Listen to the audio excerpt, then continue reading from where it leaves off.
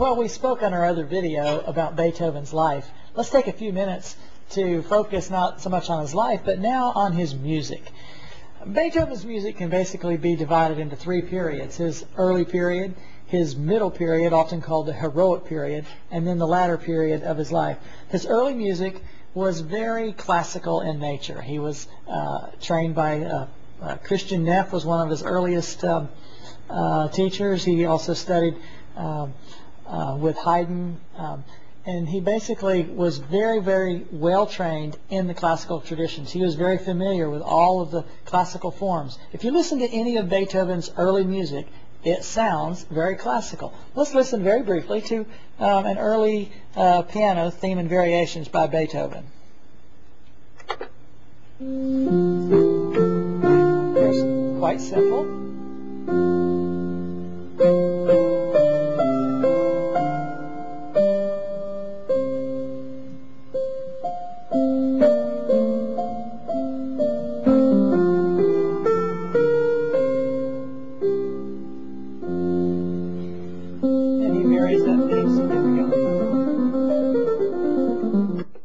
So his opening music sounded very classical. If you look at his first two symphonies, they're also very classic in nature. It was with his third symphony where he basically began to expand the forms of the classic period. His third symphony is so long that the opening movement is longer than most Haydn symphonies complete. He also, rather than having a major theme and then a second theme and then repeating that, his third symphony has 6 different themes in the opening movement.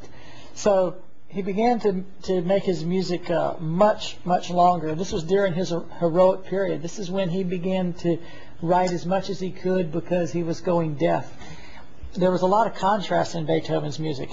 If you look at it, his symphonies, he'd already written number 1 and 2, but during this heroic period, the middle period, he wrote number 3, 4, 5, 6, 7, and 8. And if you look at the odd numbers, number 3, number 5, and number 7, they're all very dynamic, very powerful. You're familiar with the 5th Symphony. Listen again to the beginning of it for how powerful and how strong it is, how rhythmic.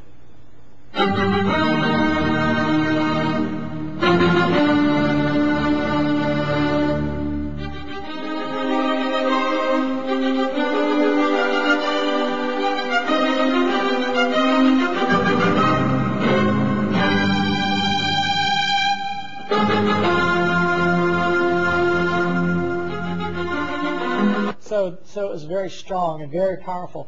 Yet the even number symphonies through that period, number 4, number 6, number 8, they were very calm and placid. Matter of fact, the 6th Symphony is even called the Pastoral Symphony because it's so lyrical and so flowing. If you look at his stylistic traits, he began to really put a lot of emotion into music, much more so than previous composers. Composers before, take for example the crescendo. You might take a couple of beats, maybe even a couple of measures to get from softer into louder. But Beethoven, on the other hand, he would take maybe 2 or 3 pages to get from pianissimo to piano to mezzo piano to mezzo forte to forte to fortissimo. He would take 2 or 3 pages to do that. So he was just building that long tension in his music. He would do the same thing with tempos. He would start at a medium tempo and then get a little faster and a little faster and a little faster and a little faster. So he was stretching everything to the extreme.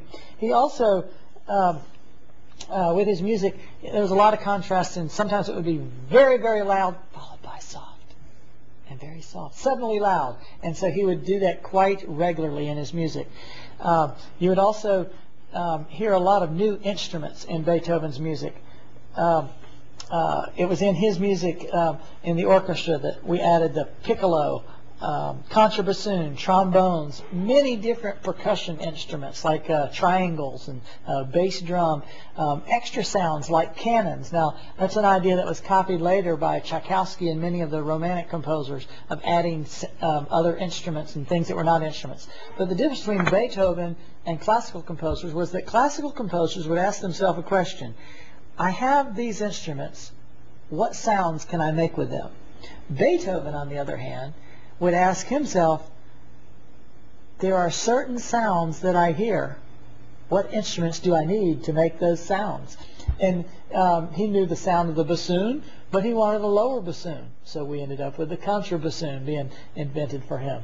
And that was just one example. But he would add many other sounds that were not typical in the orchestra before him, but they became typical after him. Then he also not only added instruments, but he also expanded the boundaries of the forms. I mentioned how his Third Symphony, the opening movement, was longer than the entire Haydn Symphony. He expanded the boundaries of acceptable harmony.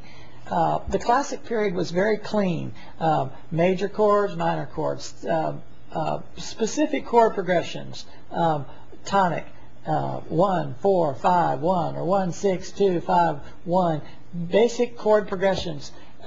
Yet Beethoven, he began not to so much try to write music that followed a certain form, but he wrote music that expressed a certain emotion, and it didn't always fit into the forms, and it surely did not always fit into the bounds of acceptable harmony.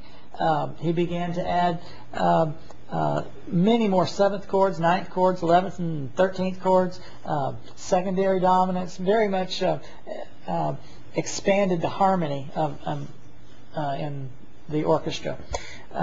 In the 9th Symphony, he did something what no one had ever done before, and we'll talk about it later to a greater extent. But in his 9th Symphony, he actually added the human voice to the orchestra, which was a great innovation for that time. Beethoven's impact was not just in the orchestral field, though. It was also in the piano realm. Piano was Beethoven's main instrument. And after him, and because of him, the pianos had to be built stronger to withstand the power of his music. They had to be able to play louder because he would put the piano with the orchestra. They had to be able to play softer to express the very, very soft music that he was able to play and that he wrote. The action, which is the mechanism that makes the keys work, basically, had to be improved because he would write notes that simply could not be played on the older pianos, and so they had to create a piano action that would actually be able to play his music. Some of his music was probably not played completely accurately until 50 years after Beethoven had actually even died, because the pianos were being developed. His music was the driving force behind many changes in the piano. He also is the one that added metronome markings to the music, rather than just andante, which is like a moderate tempo, or moderato. That was not good enough for him. He had them invent the metronome, and he would put specific marks, like quarter note equals 60, and that doesn't mean 58 or 62. It means 60, exactly 60 beats per minute. All right. If he wanted 65, he'd put 65. He didn't want it something estimated. He wanted exactly, and so he had them invent the metronome. In the Romantic period to follow, program music becomes a very dominant force in music composition. It was actually invented more in the Baroque period, but Beethoven, who sort of preceded and started the Romantic period, he is said to have always had some kind of a picture in his mind that he was trying to portray with his music. But Beethoven's music had a great impact on the harmony, had a great impact on the orchestra, had a great impact on the piano, had a great impact on musicians who followed him. String quartets he wrote late in his life if you listen to them, the harmonies in those are totally different than what was early in his life, because he changed things so much. Beethoven became very wealthy. He had 20,000 people at his funeral. But Beethoven, his music still lives on today. Thank you.